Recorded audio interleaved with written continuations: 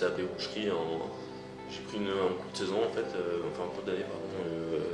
Le CAP, j'ai eu mon CAP en 6 mois. Et après j'ai travaillé pendant 1 an et demi dans une boucherie. Donc ça c'est quelque chose qui me tenait à cœur parce que mon grand-père était boucher donc pour le restaurant de chez moi, c'est lui qui nous prépare la viande. Et après on a commencé à parler pour objectif par la suite de faire notre propre viande et notre propre charcuterie pour nos restaurants. C'est le restaurant de mes parents et de mon cousin et de mon oncle sur Rodez.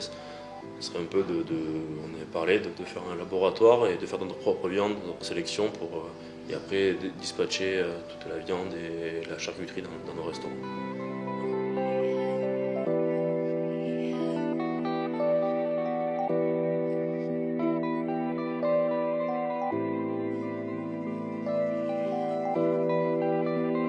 Plusieurs années qu'on se pose la question, comme je vous disais, dans le rugby tout peut s'arrêter très vite. Donc il y a eu le cas de plusieurs amis voilà, qui ont eu des blessures, qui ont eu des contre-performances. Par rapport au rugby professionnel, maintenant, un club ne peut pas non plus vous garder des années si vos performances ne sont pas au niveau. Donc il faut toujours avoir un plan de secours.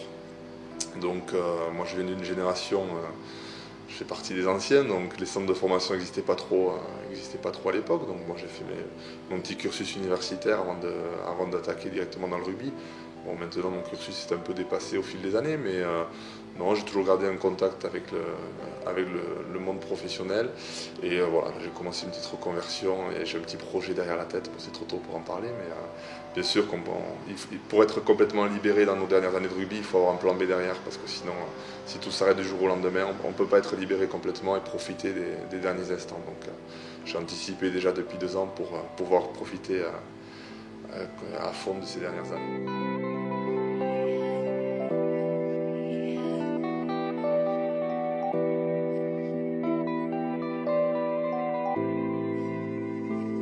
L'après-rugby, pour moi, c'était vraiment important.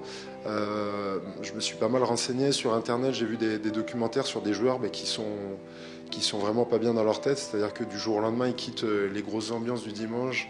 Ils quittent les copains, le vestiaire, vraiment l'esprit d'équipe tous les jours. Et ils tombent tout simplement en dépression. Il y a beaucoup de joueurs qui tombent en dépression après leur carrière. C'est un peu dur de rebondir.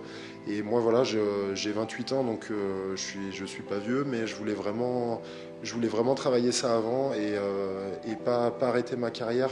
Enfin, je vais surtout pas arrêter ma carrière, mais je voulais pas finir ma carrière dans quelques années avec rien derrière et me retrouver dans cette situation délicate de se dire qu'est-ce qu'on fera après le rugby. Donc ça fait une petite année maintenant que je travaille avec Aurélien Diotalevi qui est joueur aussi à Luçon. Donc on bosse sur un projet professionnel là, qui est super intéressant dans le rééquilibrage alimentaire. Donc voilà, on a plein de perspectives, on est assez ambitieux sur ce projet, donc il n'y a pas de raison, normalement on devrait faire un petit bout de chemin ensemble encore.